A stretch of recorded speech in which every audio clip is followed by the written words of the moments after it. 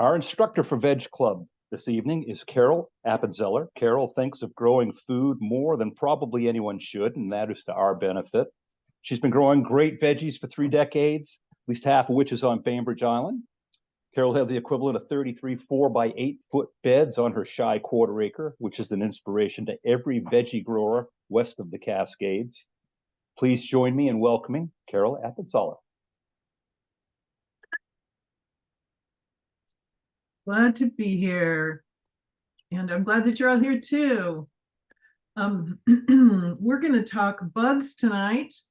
You're going to see things, as John said, in the resource page. So I'm going to refer, not the resource page, in the chat, and I'm going to refer to this is on the resource page. And you're always going to go back to the chat and just get all that information for yourself and put it somewhere. Resource page isn't in the chat, but the link to it is in the chat. My email address, which you can ask anything. So, please come to my house. It's fine. I haven't done that, or, some problem that you have. Not that I'll necessarily have all the answers, but I'll give it a go. What else is in there? Johnson Farm, which is on Bainbridge. It's a pea patch, a community garden on Bainbridge. Has a space open, I think 2 spaces, and they're big. They're like 200 square feet. So I just wanted you to know about that. There are lots of pea patches around, many on Bainbridge, still not enough, I would say, and then several on the rest of the county. And if you'd like to know about those, like to find your pea patch that that I might know of, you can email me about that too. Let's see.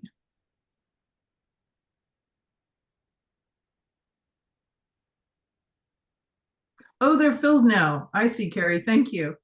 Okay, so the Johnson Farm. No spots on Johnson Farm. All right. Well, we've been talking about how you learned to appreciate bugs when you were maybe fearful of bugs or got a little bit of that.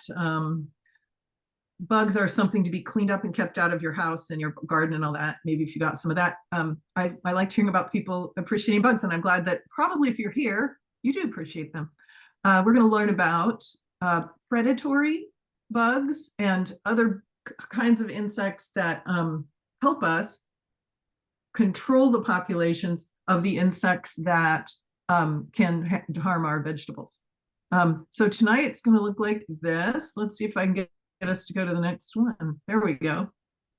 So briefly, how we can get more comfortable with bugs and where does bug fear come from, but mostly who are these insects? We're going to meet them all, and then we're going to talk about how we can put things into our gardens, features into our gardens, so that we can be worthy of all of these lovely creatures. So first of all, a little bit about biophobia versus biophilia. Disdain or contempt for insects is part of biophobia.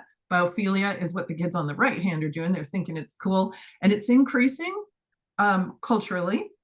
And some of the reasons are, we could have a whole segment on the reasons for why we associate or have been told that bugs are a sign that we're dirty or we're unsophisticated or some out of control, something like that. But we're getting increasing disconnection, and people are recognizing it and trying to fight back. And then we get information that's in the media or personally getting stung as kids or something. And we also get statements like, stay away from them, they'll hurt you. It's this very prescriptive, like it's about to happen. And we could change that a little bit. And you probably have changed it with a kid. Maybe you've said, let's just look at them. It takes like 15 seconds to say, we look at them, we don't grab them, because if a giant hand grabbed you, you'd fight back, right? And they've got stingers, right? So we can say things like that. We can change our message a little bit.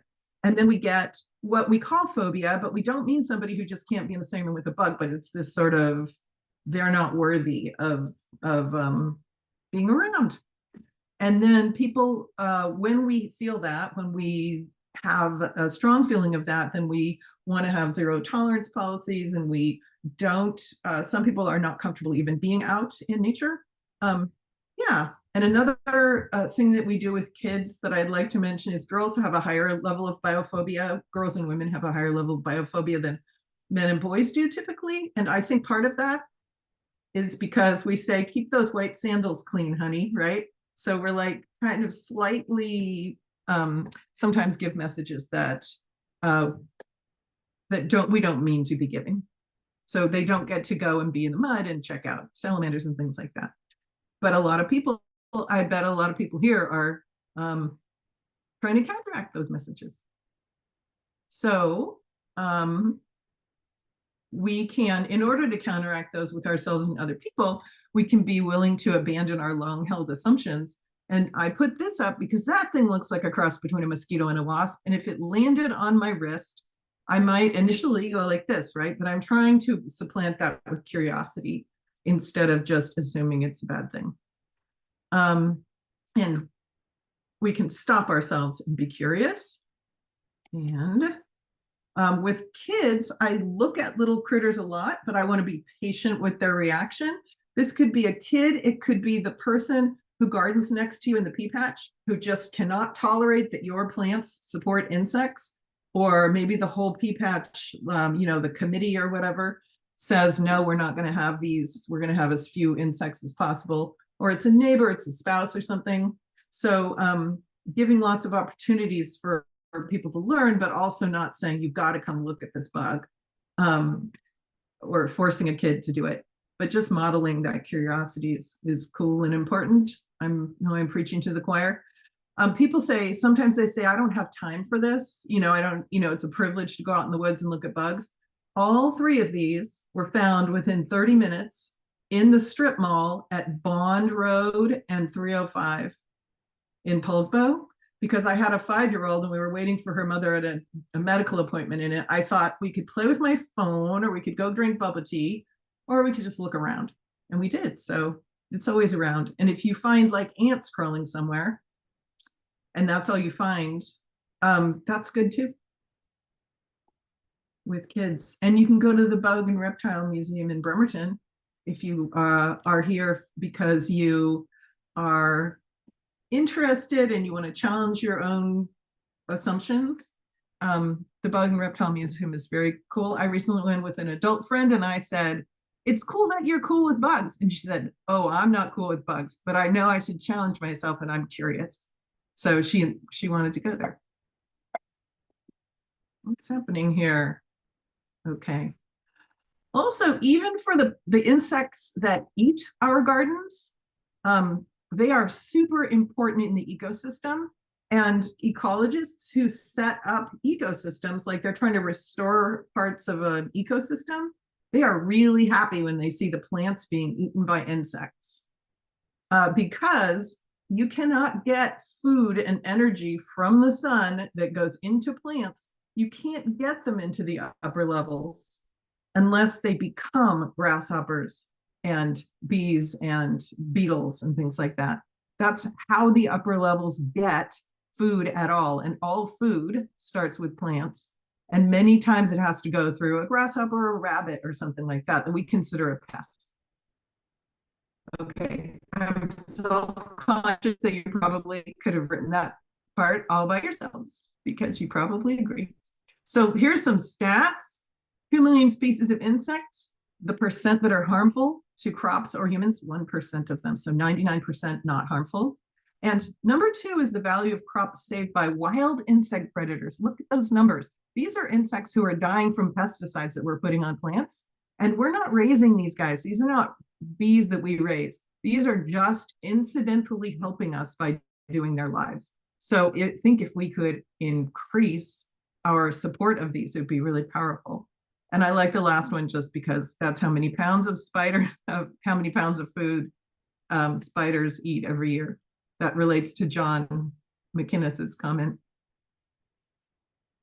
One thing that we can employ when we're trying to use natural pest managers for ourselves, these insects, is some concepts from integrated pest management. And that is to tolerate a little bit. Of course, we're going to support the pest predators, which we're about to learn to do. But we're going to tolerate healthy level of their prey insects, which means you're going to see some aphids and slugs and things like that, because you can't have those predators unless they have stuff to eat. So it's not a lot. It's not a huge, noticeable amount of them necessarily, but we get comfortable with mitigating rather than totally eradicating. And I know two gardeners who have a zero insect policy in their gardens. And I think it is expensive and it's toxic. So we need to know what pest levels are harmful versus harmless. We can ask each other, but also we can just hang out in our gardens. Like when you're out there watering, you can just think, oh, I see this little bit of disease or something. I'm going to learn, not look it up, but just get used to and pay attention this year. Does that, does having 4 little green bugs in my garden mean that there's going to be a problem? And I have this picture on the right because there are yellow leaves and spots and slug holes in this picture, but it's not at a level that matters. And look at that gorgeous cabbage. It's fine. So some presence, seeing these things is not terrible. And experienced gardeners notice that. And sometimes inexperienced gardeners come into my garden and they don't even see the cabbage. They just see the slug holes or, the one yellow leaf or something.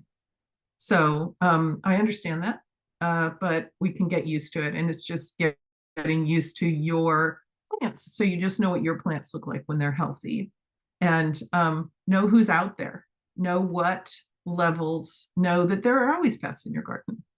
And it's called scouting. So you can get to know what bugs are in your garden and really pay attention. I used to eat breakfast next to my cucumbers. Oh, good. Now we get to look at the guys, the critters. Actually, does anybody want to interject anything about that I just said? Like what you do in your garden to tolerate or to welcome the insects or anything like that? Any questions, contradictions? No, moving on then. Okay. Wonder if I can get us to move on. We're going to look at some insects now. We're going to look at 3 kinds, all of whom eat in one way or another our pest insects that are trying to eat our plants. So on the left, there's a parasitoid. She is not stinging that caterpillar. This is a little gross. She's putting an egg inside that caterpillar. So parasitoids either put an egg inside or on a pest, usually a larva like this. And so that's not a stinger, it's an ovipositor, an egg depositor. And then their babies grow up. And as they grow, they live off that host and they end up killing that host larva. So parasites don't kill, but parasitoids do and eventually kill it. Then we'll also look at predators. So the predators they just eat them. Often these are the babies, not always strictly the babies, but often the babies are the ones that are eating, the baby insects are the ones that are eating your pest insects. So predators are just eating. And then here's a word that I made up just for this presentation, provisioners. Whoops, got to go back. Provisioners, oversensitive keyboard. Provisioners lay an egg in a little room of some kind. And here's a little room, a little cell. And they fill that cell with food for when that egg hatches. So these are larvae that the parent insect has gone out. These are little caterpillars that were eating our plants. And they have been stung so that they can't move. Sad, but true. And now when the egg hatches, the egg will be able to eat this packed lunch that the parent thoughtfully made for them. When they're mature, then they burrow their way out. I think that's the wasp. This is a mason wasp, not a mason bee. So I think that's the larva of the wasp, and that's the packed lunch. So I'll use these terms. So I'm probably going to say predatory insects just for like this whole category, but I wanted you to know there are 3 ways that they eat. Because what we do to help them is determined by what they eat. So let's start. Let's use an easy one. Here are ladybugs.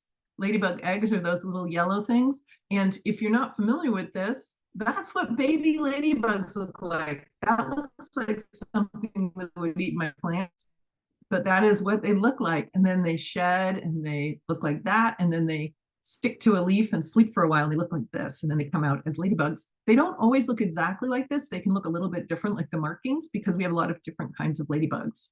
Also, ladybug eggs on the left look a lot like cabbage white butterfly eggs, and cabbage white butterflies eat your cabbage.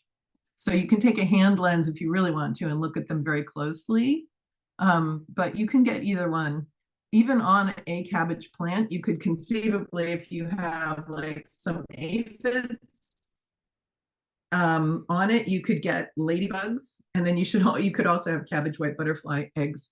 I don't worry about it too much because if the cabbage whites emerge, I have predatory insects and also my own ability to just take the larvae off my cabbages. Should you buy them in a carton? I would say it's fun to do it with kids, but it's not always the best use of your money because this is where they come from when you buy them in a carton. And I can tell you where this is if you want to go hiking there respectfully. It's not here, it's in like Oakland, Berkeley, California. But maybe you know a place that's like this around closer to us. What they do is this is in winter, they all converge on a spot. So our ladybugs are called convergent ladybugs, some of them, and you can scoop them up.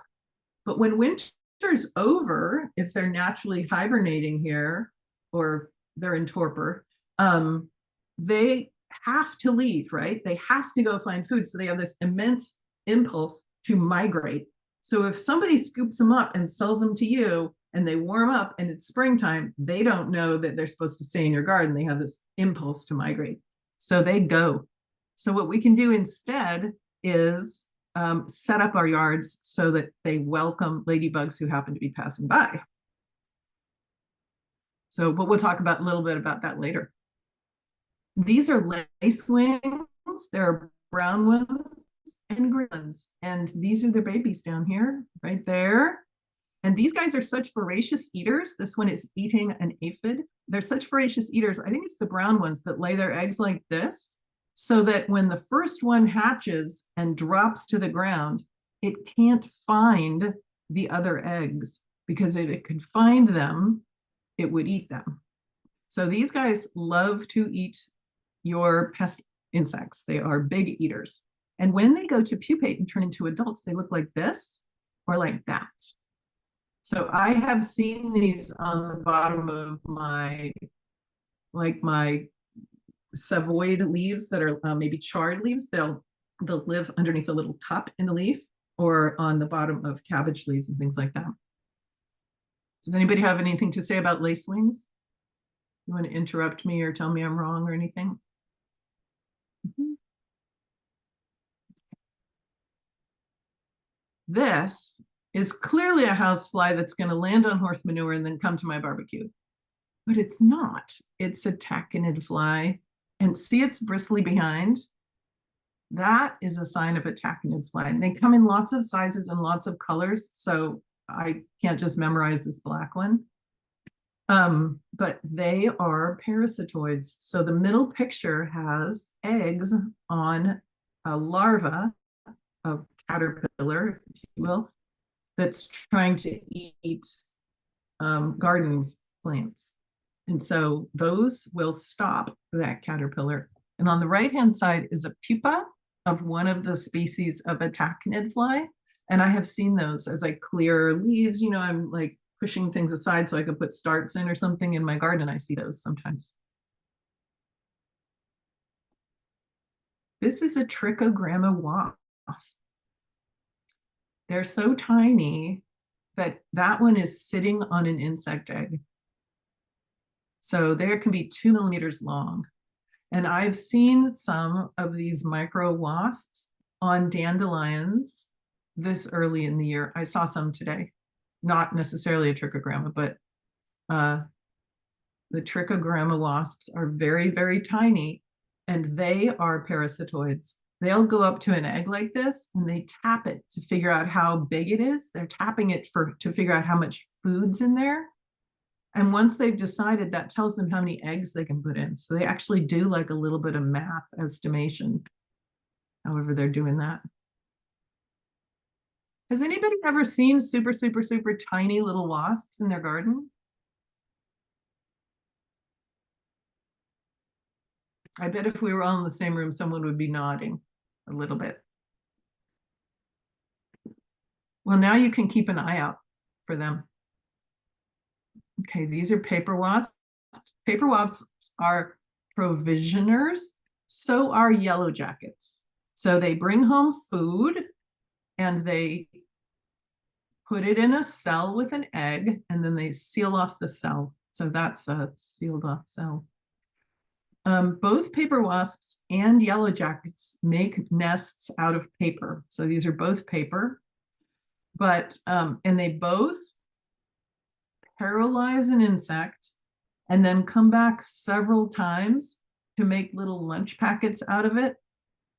And so they'll take part of it back and they come back and go and come back and go. And I had a neighbor who said, I know they're just killing for fun because I see them hit a caterpillar or a cabbage looper that's eaten my cabbages, and then they just fly off. But I think what they're doing is paralyzing and then going back and checking the nest or getting some more paralyzed. And then they come back, and they make lunch out of it for their kids. So paper wasps, which is the two left pictures, and there are different kinds of paper wasps, they're not very aggressive. Has anybody had experiences with paper wasps where they were like under your eaves or in your shed or something? If you lived in a hotter climate, you might have this. Do I see anybody in the text? Yeah, Tell us, Heidi. can you? Hi. I have every year there's some wasps that make their nests right above the door of the high tunnel, and they watch me, and I swear they know who I am, and when a stranger comes in, they come down and check everything out. Wow. So they're really I don't know that for sure, but it sure seems like it to me. They're actually intelligent in their own way. Yeah, sure. Yeah, there are a lot of more ways of processing the world than just the way we do it. Yeah, so maybe they can smell you or something, but you don't have a problem, right? They're not aggressively coming at you, stinging you. They're not aggressive to me. When I've seen them be aggressive to other people, which is why I wonder if they can tell the difference. And not always. It's more when they get towards fall, when they have to beef up their protein maybe, or I'm not sure what's going on. They seem to get a little bit more agitated. Are they just checking out aggressively, or do they actually bite or sting? I haven't had problems. Other people have, but I'm not sure what's going on. And not a whole lot, but I have not. I've never been stung. And that's right over the door, right? Above in your high tunnel. Yeah. Right.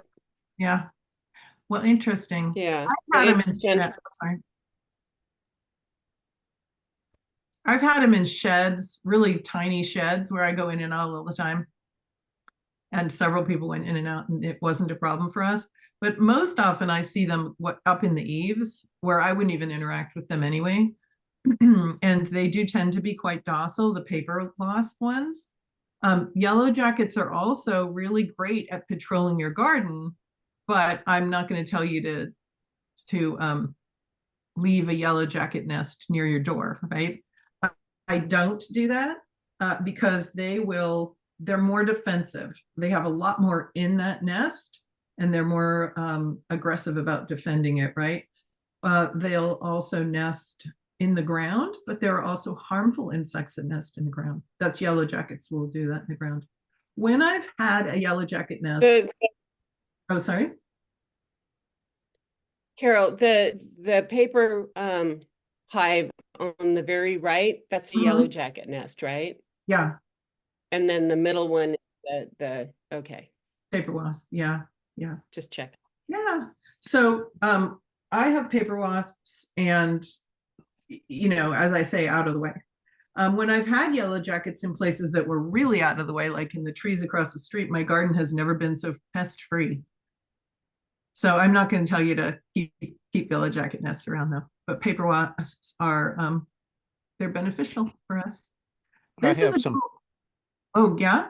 I have some paper wasps that up on my property in Squim that nest inside a gate, a tube gate that has some gaps in the gate or whatever, and they're extremely docile. I can actually open the gate, move it 90 degrees, and go through with my tractor or my truck or whatever, and the wasps never bother me.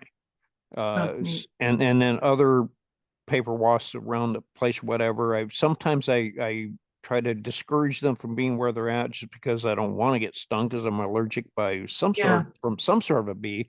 But yeah, yellow jackets are a different story. So, but the paper wasps tend to be extremely docile unless you bother them.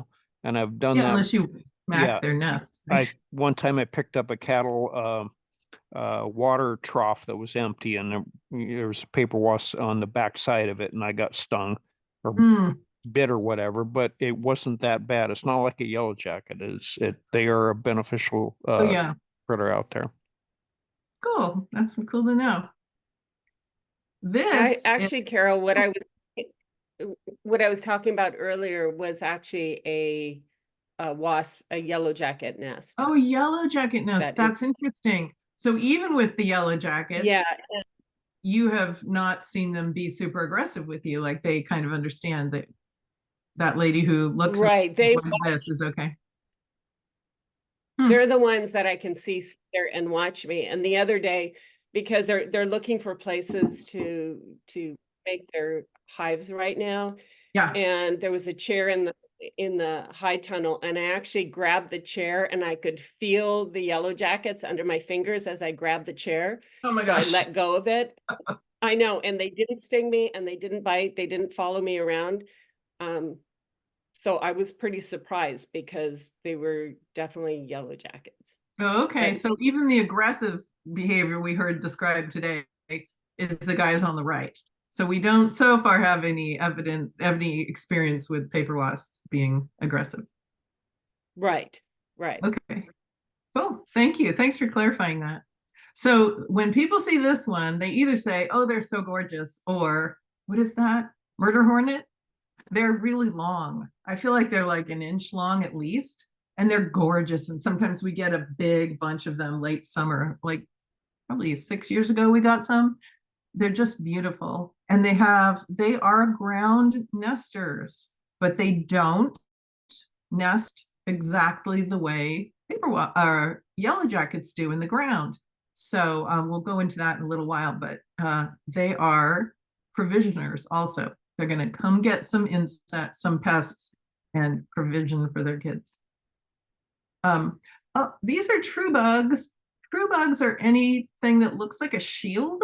So I guess the two on the left look like long, skinny shields, and the right ones look more like shields. I'm not going to teach you to recognize true bugs because there are just so many of them. And the true here means real bugs. It's a scientific category of insects is bugs. So what I want to point out is the one on the right gets a lot of press.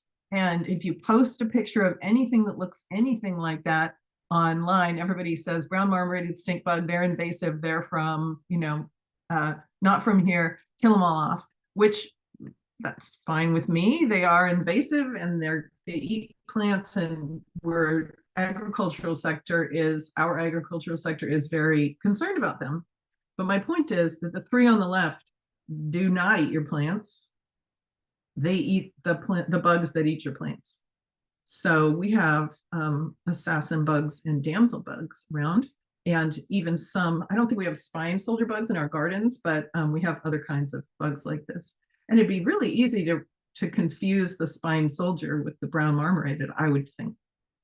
So I'm not saying don't kill those brown marmorateds. I'm just saying maybe take a little closer look. Here are some other ones. They're called stink bugs a lot. So the two on the right are eat insects, and the two on the left, I think, eat plants. I think the Western red-shouldered also eats plants, but I can't remember now. But my point is just take a close look because there are lots of different ones. They're going to sting the heck out of you, right? But they're not. Those are egg depositors. Even that one in the middle that just looks like it could just stab right into you. Those are just for depositing eggs on the insects that they're going to parasitize. Even the one on the left, she is not a garden one, but isn't she beautiful? She puts her eggs way under tree bark to find insects under there for them to eat. So I think that's pretty cool.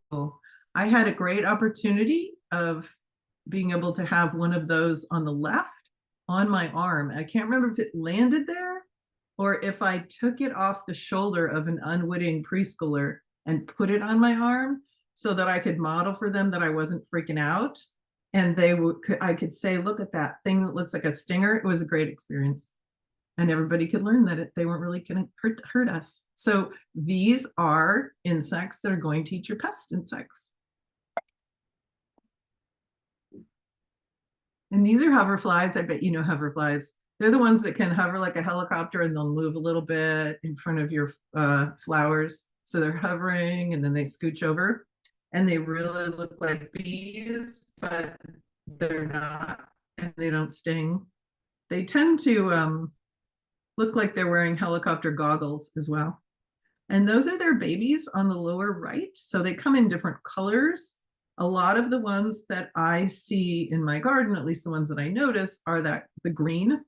And the life phase that's eating insects in your garden is the larva, the babies. So it's these guys who are eating and these guys who are eating. And this is a pupa. This guy's still eating. He kind of looks like he's about to pupate, but that's a pupa when they're going to turn into an adult. So you hear me say a lot that it's the babies that are eating the insects. So in a little while, we're going to talk about what the heck are the adults eating then, so we can help them. When you see these underneath a leaf, they might look like a slightly deflated caterpillar. They just look like they're a little bit saggy. That on the left is a bee, and on the right, that's a hoverfly. Just wanted you to see how similar they can look. These are minute pirate bugs, and they just pierce their prey and suck the juices out of it. They're super tiny, but a cool thing about them is they're not particular about what they eat. So they're not going to say, yeah, I see all those caterpillars eating your cabbage. I'm waiting around for the aphids.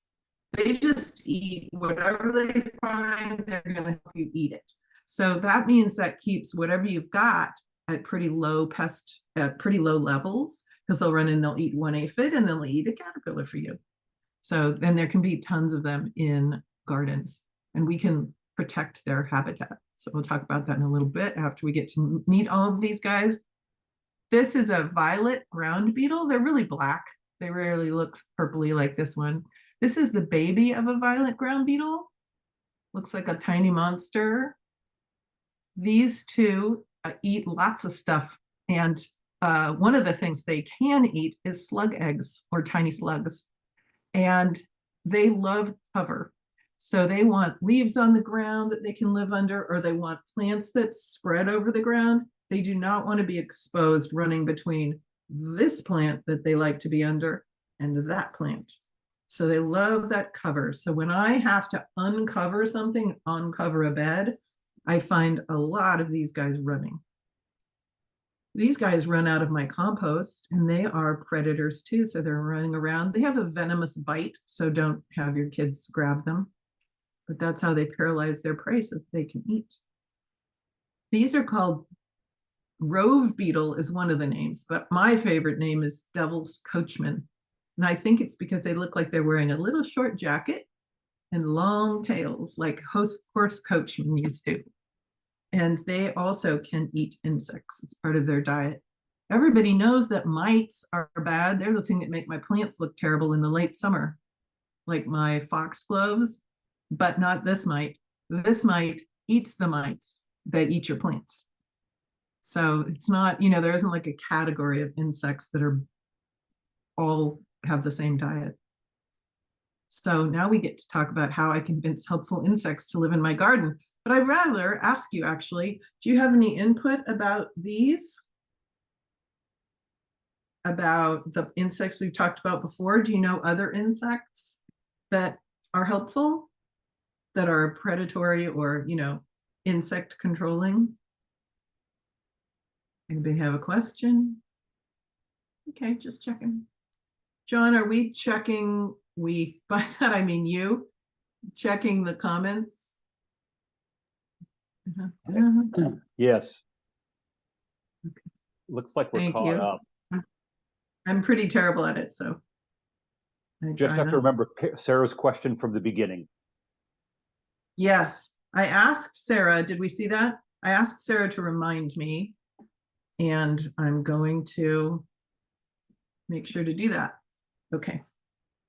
So how can we get them to live in our gardens? We can do so many things. Leave the Leaves is a big campaign by the Xerces Society. They are committed to understanding and saving invertebrate organisms, a lot of them insects and other arachnids. So leaf cover over winter is super important. And leaf cover even in the summer is really important because it's those temperature extremes and other condition extremes that can really shorten the life of insects. And in the winter, many insects hibernate basically in the leaves. Or immature insects can be in those leaves. So the patch on the right has chopped leaves all over it. And this straw is alyssum plants. That's what happens to alyssum when they die back. This straw right here. And the plants are just growing up through it. There are lots of places to get chopped leaves. I have called the Parks Department and asked if I can bring my mower out and suck up the leaves in the autumn. And the guy's response was, "Lady, I will tell you exactly the trees that I'm supposed to keep clean, and you may go do it for me." So some Parks Department might ask you to sign a hold harmless or something if you want a lot of them, if you're going to be in that property a lot. But yeah, if I see somebody on a riding mower or sucking up leaves that are getting shredded and put into a basket in the back, all the better, because chopped leaves are really great. What else? Yeah, or get them from your neighbor if you know that your neighbor isn't spraying a lot of pesticides. Does anybody have a source for chopped leaves or anything you want to tell us about chopped leaves? I don't know about chopped leaves, but I did Okay. this year. My neighbor has a great big catalpa tree and another tree. I don't know the type of, but just massive amount of leaves. And they also had a trailer that they never used. So this year I took on my little tractor and said, "How about I put your trailer in the middle underneath your leaves or underneath your trees so that you can put your leaves in it?" And they did. And so I have this trailer full of leaves, which I've hauled over to my compost pile. And typically every year I go to the alpaca farm up here and up towards Port Gamble and get alpaca manure. And I was planning on interleaving that with the leaves and the alpaca manure. Should I not do that? If there are insects in the leaves, or what should I do there? Oh, well, they will come out as it has warmed up. They'll come out if they were overwintering in there. So when would they have come out? Because I haven't done it yet, but I have a 3-year compost cycle. I have a 1 year, 2 year, 3 year. So I'm getting ready to fill the 3 year, which I wouldn't, utilize till 3 years from now. So my plan was to, besides the kitchen waste, I interleave the alpaca with the leaves, alpaca leaf type of thing. Yeah. And so we're worried now about killing off all the beneficial insects if I do that, if I bury them. Well, it's late. It's fairly late now. They say wait until the apple blossoms are out. Oh, okay. So it's pretty close to that, right? Yeah, And if you're, plums are out, apples are getting yeah, close. you do Okay. it gradually, or do you do it all in one day? I tend to go get a load of alpaca manure out in my pickup, and then I have the trailer there, so it's kind of one day. Otherwise, I'm driving around with manure in my Yeah, yeah, truck. yeah. So, Oh, I see. Yeah. yeah, so I tend to do it, but I'm in no hurry since it's 3 year cycle. I'm in no hurry to do it for year 3. It'll have plenty of time to Oh, compost. yeah. Yeah. Well, yeah, you can put that off a little while. Okay. And a lot of leaving the leaves is to, if you do have leaves on your property, you don't have to leave them everywhere, but they're a great mulch for underneath shrubs, right? So you can just move them over. So you have these layers of like 6 inches of leaves underneath the shrubs. So a lot of the leaving we can do in the rest of our landscape. And then we can also, use some leaves in the compost. So that way you leave space for the overwintering insect leaves just to stay in certain areas. So anywhere that I don't want to have weeds grow there, or I want moisture retention or anything like that, I just move them off my driveway, off the places I don't want them. Yeah, and I also use them for compost, but I'm figuring that I've left lots of spaces for the insects that overwintered there. And it's nice, like if they're in a giant pile, then sometimes the ones that, if there were any insects inside, they aren't going to be able to get out anyway. But also you probably will have them emerge from the layers that they can get out of fairly soon. So anyway. Okay, great. Thank you. If you have unmowed areas, I just want to say the fire department doesn't want us to have unmowed dried grass around our houses really close. But if you have an area like this, I wouldn't feel too bad about it, because there are a lot of insects that use that for cover, and they use it so that they can overwinter and come out as healthy queens that are ready to make lots of babies for you in the springtime. And they also use it for cool places in the summer where they can hide.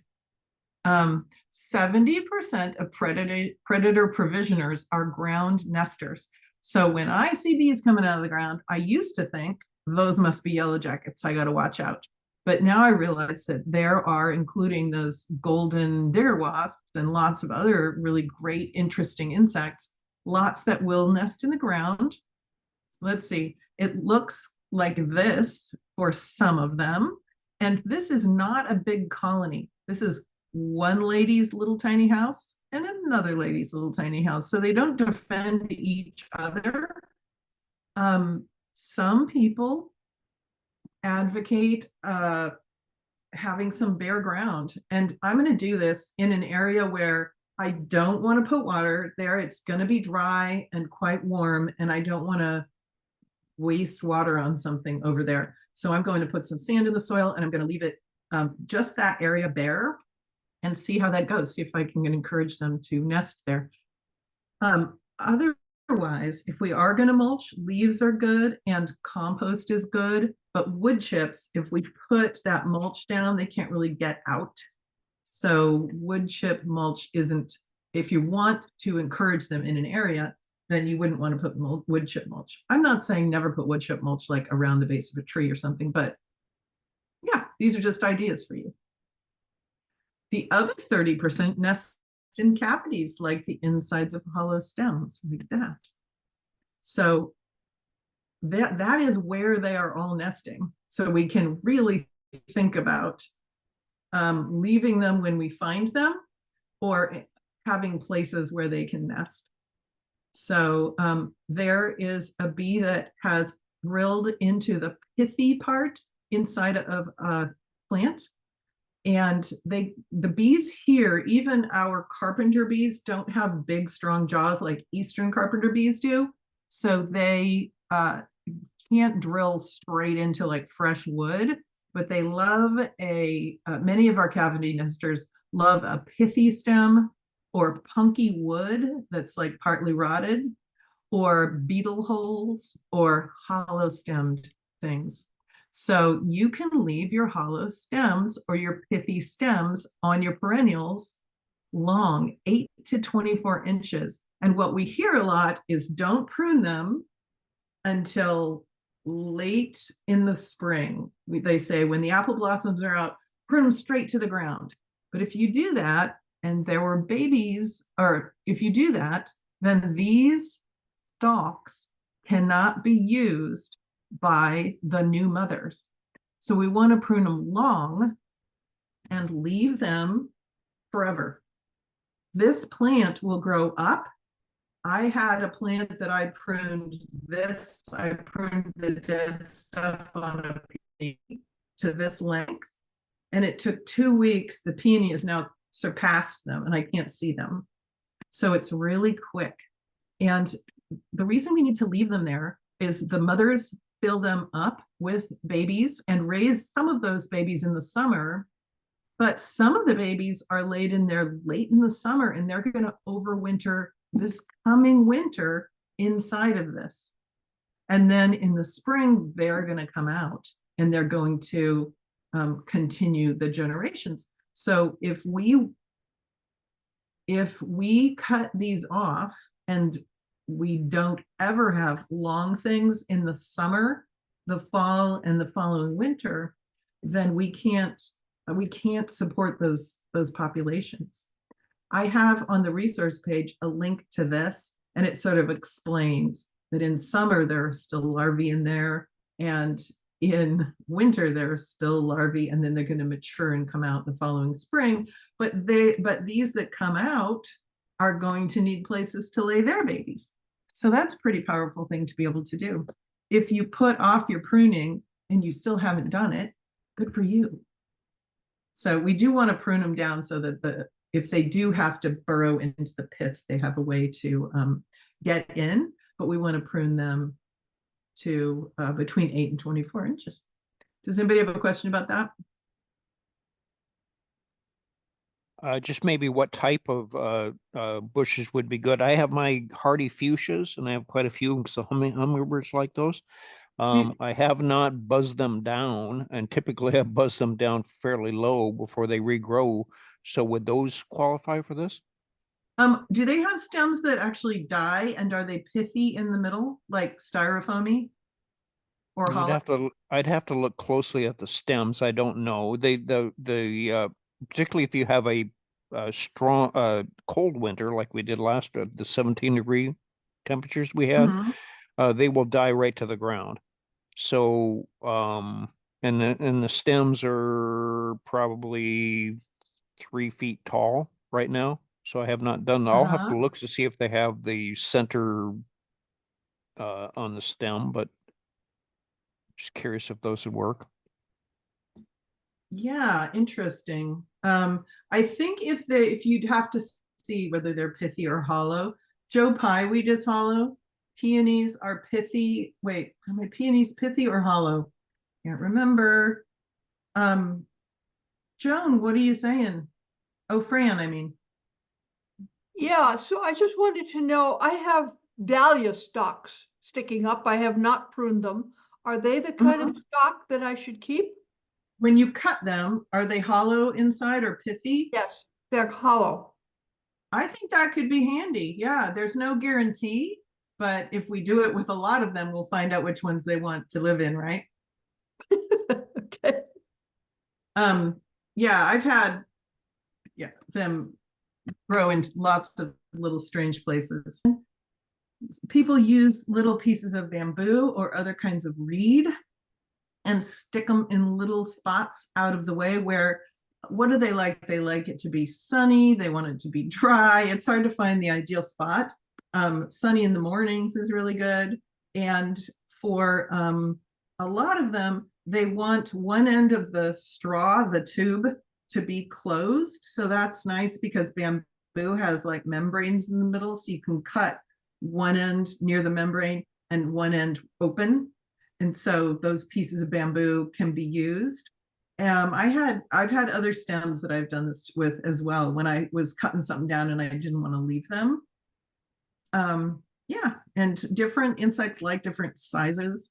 So having variable sizes can be useful. This was super sweet trend for a while, but what happens if you put all these different sizes and make this massive house for insects, and a disease or a parasite or a predator starts right here, it can really spread. So it's nicer to have them in little places, in multiple small places. And this is just a review of things. This is what farmers do. They leave rock piles. Those can be helpful for various kinds of wildlife. Piles of debris, if you can keep them away from structures so that they're not a fire hazard. This looks like somebody just forgot to maintain it, but these are specifically here because larvae are, or in the pupal state, are in those, living in these sticks. And here's a bumblebee who's able to get through the leaves in order to nest in the ground underneath. They don't dig into the ground, but they look for soft spots to dig into for a nest. And you can plant a stump. You can have rotting wood in your garden that is really helpful to lots of kinds of these beneficial insects, because that's a place for them to overwinter or to raise their babies. Laura had a question in there. I didn't know if you mentioned it. She wanted to know if leaving hollow stems in the tubers and dahlias would cause them to rot. That's a good question. You mean cause them to rot, The tuber. like in summer rains, right? Because you wouldn't cut them back for a while anyway. I don't know. I would think if there was good drainage otherwise, it wouldn't cause them to rot. Does anybody have experience with that?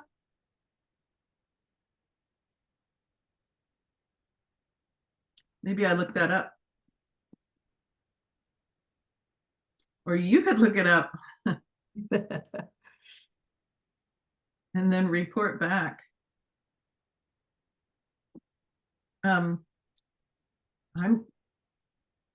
It's an interesting question. So we're going to go on to, instead of giving the shelter, in addition, we can also feed their parents. So predators actually can't drink from the same kind of flowers that butterflies, for example, can drink from. These flowers here are tubular, so there's the opening, but the pollen and nectar could be way down there. And if you have a butterfly mouth and you have basically a straw for a mouth, you can handle that. They also, sometimes the predatory insects actually don't compete very well with honeybees, and the honeybees will be a little bit bullyish. And so the flowers that honeybees love are nice to have around, but it's also nice to have ones that are too small for honeybees to bother with. So this predator or provisioner, they have to be able to have a mouth that can grab caterpillars, right? And with that mouth, they're also going to need to feed themselves before the caterpillars show up, because this lady does not only eat caterpillars. Even amongst the organisms that eat caterpillars for a living as adults and feed them to their babies, there's a period where there aren't any caterpillars to eat. There are no insects eating your tail early in the year. And so what they subsist on is pollen and nectar from flowers, but only from certain shapes of flowers. And the shapes of the flowers are that they need to be small and they need to present the pollen and nectar in an easy to access kind of flat surface. Or you can see here that there's pollen here and that this bee can just stick its face right down in this flower, whereas it wouldn't be able to do that in this case. Some adult insects only, even if their babies are the predators, they only eat pollen and nectar. So pollen and nectar are super important. And here are some ways to give them those little flowers that they need. These are all called umbels because they look like umbrellas. And they're teeny tiny flowers. They're made up of lots and lots of teeny tiny flowers. And the predatory and parasitoid insects love them. And look, these all happen to be herbs as well. So you can basically let those herbs go to seed and flower.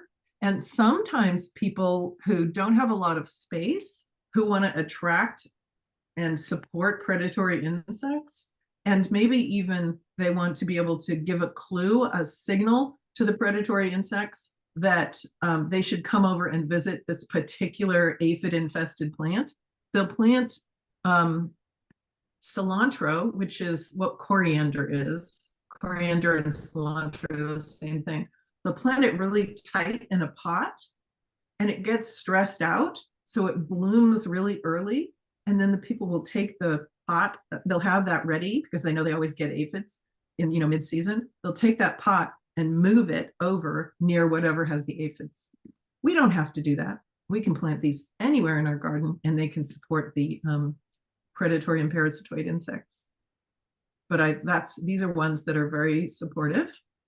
And also the daisy family ones, because they have middles with really easy to access pollen. You don't want a sunflower that says pollen free. They're sometimes called florist sunflowers, or the teddy bear ones that don't have any middle. And marigolds, if we use marigolds, it's great if we can see their pollen in the middle. Some of them are really tight and really triple, lots and lots of petals, and we can't see it. This is chamomile right here. This is a young one. This is a more mature flower. This one is for the bugs. This one is sweet. It hasn't put out its pollen yet. So that's good for your tea if you're going to take some for you. Okay, Fran, yeah, I'm just thinking about will it rot the dahlia tubers? So if you think it will rot your dahlia tubers, then maybe you want to leave other stems longer. I just was looking at Fran's comment. We can also choose natives. Natives are really, the insects in the area already are used to using those native plants, so that's really attractive to them. And we can vary the season in which they grow. So we can look for early season bloomers and mid-season and late. Early is really important because those insects, they are ready. If you're ready for them and we get a warm spell, they're going to come out and they're going to look for food. And if they have a lot of food, they can make a lot of babies. So the more food we have for them, within reason, the better. Fringe cup grows on the edges of lots of ditches and forest margins here. It's not pink here, it's lime green. So I should have got a lime green one. But these three are early season. And if you're worried that you're not taking notes fast enough, let's see, I have in the resources pages and pages of names of plants that can help you with your various insects that you want to attract.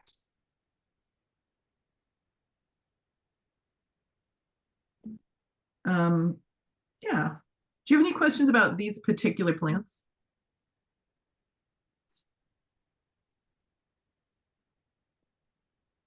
We can also vary plant height because it makes kind of a full forest for these plants, for these insects. And some insects want to eat at a higher level, and some insects are beetles that want to crawl underneath ground covers. Here are a few more. Just letting your brassicas bolt. They're trying to bolt this time of year. And if you go out and you think, oh, I thought I was going to catch that broccoli, but I didn't, it's a waste now. you can certainly let it go because those little flowers are really good for them. I've been looking at my dandelions lately and I've seen a few little teeny wasps. Herbs are great. So just putting more herbs into your beds is a wonderful thing.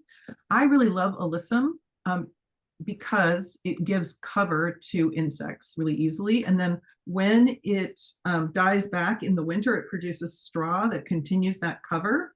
And also, if you want to pull alyssum out, it comes out of the ground really easily. You're not clawing the whole thing out. Bunch grasses are very friendly to ground beetles. They like to go in there to overwinter. And with buckwheat, bees do like buckwheat, like honeybees like it, but I've never seen such a variety of insects as I've seen on my buckwheat in my particular experience. So here are some general things we can do in addition to knowing what to plant, like how are we going to plant it and where do we put things? So we can minimize lawn. I have not minimized lawn because it's just here. It's what I grew. I moved in and it was here. So I just sort of carved my garden out of the center of it. But I do try to maximize. I'm always trying to increase my plants and nobody does it perfectly, but I want to increase the plants that support the insects. And we can maximize shrubs and perennials and flowers. And grouping plants in multiple places is very attractive because a big bunch of them, you have a big area, like a big bed of them, if you have room, will get the attention of your insects. And then it's big enough that they have hiding places in it and areas that are more humid or warmer or cooler. There's more adaptation and more where they can pick the microclimate within that bed that suits them on that particular day. And then we want to get them flying into your vegetable garden. So we can put on the other side of the vegetable garden, it'd be great if you could put some plants over there as well. And then throughout your vegetable garden, little bits of those plants. So this is the ideal plan. But you don't have to do the whole ideal plan. You can just sneak up on it and do some of it, do as much as you can. Here's the pea patch in downtown Winslow. Outside of the fence, I think just probably from gardeners saying, I don't know what to do with this plant, let's put it outside of the fence.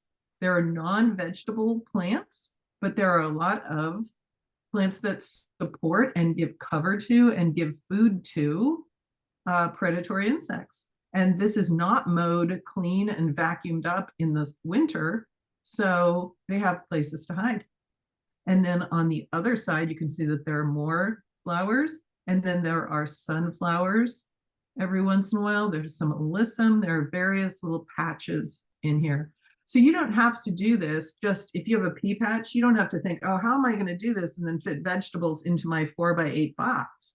It can be ways that you encourage your overall pea patch plan. You can say, can we put some predatory insect plants outside this fence or right along the edge here? And you can also incorporate it into your just beds around your house. It doesn't have to be in your garden. So when you look at your ornamentals, you can think about these principles. This is right next to a road, right next to a street. And I like this because it's a really dense planting, which emphasizes how good it is for the insects to be able to have sort of a jungle of their own in there. Rather than like one daisy and then bare ground and then one umbellifera and then bare ground. It's nice to have this kind of jungle effect. And a lot of people have taken to planting their parking strips. My sister-in-law lives on 40th Street in Oakland, California. This is not a quiet, calm neighborhood. It's right by a big BART station, and she gardens the center median. Yeah, so it is possible to do. This is part of my garden, and these trees make it so I can't grow vegetables basically right here. So it turns out that there are some predator plants that do like it there. So I'm growing them in that area. I have herbs over here. I'm just showing you like a regular person's garden. It's not the perfect example, but I don't want to put my a lot of like sunflowers where I'm going to grow vegetables. So I don't put them here, but these are little sort of minor pathways. This is not my yard. This is my neighbor's, by the way. I don't live on 10 acres. But this is the pathway I really use to like water my beds. So I let the predatory insect supporting plants grow in these smaller pathways. And then 3 times a year, I have to go into like plant seedlings and then once to weed and then once to harvest. And I do step on these a little bit. This is autumn, so they're looking even more stomped than usual. But you can, yeah, I put them in my pathways, but because my pathways are made of dirt in this case. What I'm curious about is, what do you see that your insects love? Do you notice that there are hoverflies all over a particular plant, or some plant that you particularly recommend for the area? Should have given you warning, huh? Now you're like racking your brain.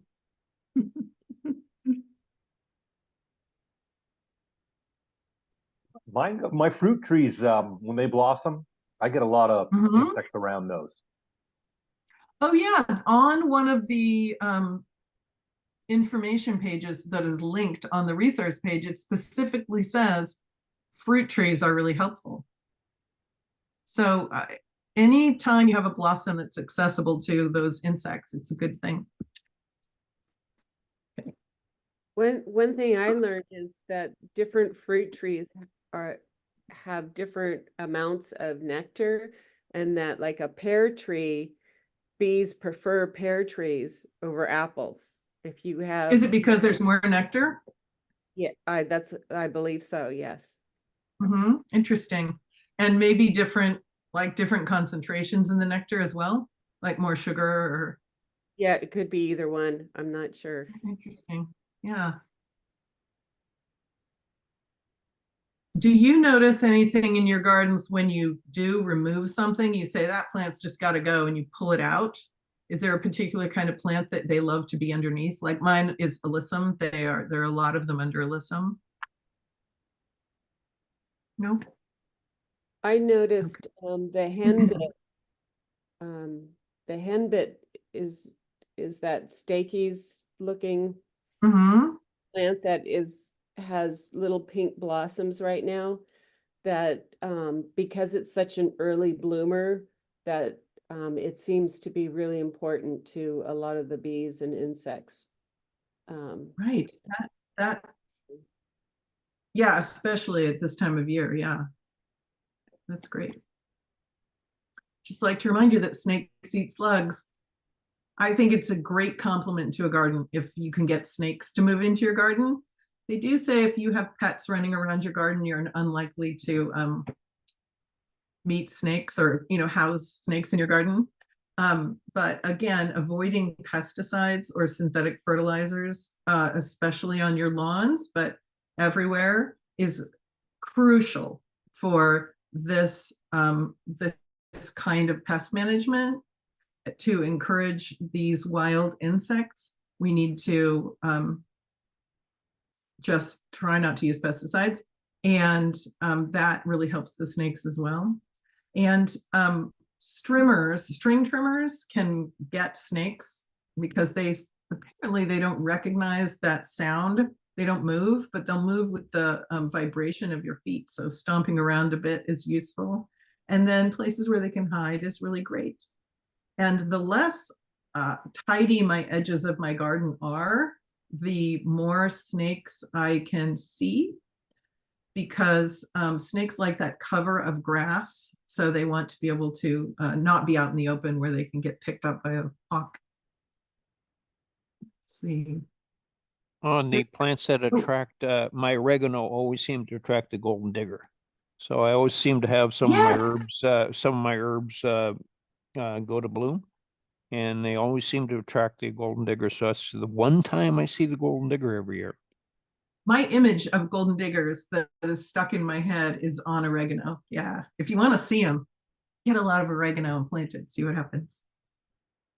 So this is just a montage to help us remember things that we can do. So you've seen all of these, but in this garden, it's a smaller garden, but they have helpful predator attracting plants here. And then they have bits of them around the garden. And this is a reminder that we can feed their parents and how to feed them. And we can also provide water when it gets really hot and dry. And with climate change, we're going to have longer periods where it's hot and super dry. We used to have intermittent rain in the summer, and our native predatory insects are not used to not having that water. And they like a gentle slope down to their drinking. So it's nice to have flat rocks in that water if you can. And in fact, I don't remember where we're ending. Okay, here are 3 books that are on the resource page also about attracting those beneficial insects. This is what's coming up next month. Your soil has a secret life, and it is so, so busy. There can be more organisms in a teaspoon of soil, than there are humans on Earth. And the difference between having live soil that's really well supported and unsupported soil can be the difference between a garden that's sort of okay and a garden that is just really thriving. So if you see somebody's vegetable garden that's really thriving, it might be because of what's going on in their soil, and you can definitely learn about it and support them. So I think that is the end for us. And I'm glad that you came. And Sarah wants me to talk about damping off at the end, right? Right now. So damping off is a fungus caused by a fungus. Your baby starts are doing great one day and they're looking terrific, and the next day they look like that. And they've just fallen over. They've rotted at the soil level. Few things we can do. Make sure they have better ventilation. So if you had a plastic cover on them, you could use that for like the first 48 hours after you plant the seed, but then get it off of there. You can have a little fan, like some personal fan that you find at the thrift store or something that's really gentle, that blows across so that there's not too much moisture on the surface. That'll also give you sturdier starts, because as they blow, they chemically react to that stress and they end up being a little stronger. And what else do we do for that? Yeah, make sure that they're moist, but you're not overhead watering them when they don't need water. You can also water them by placing them in a tray, and then the water soaks in from the bottom up. And then you aren't continually like drenching the top and drenching the foliage.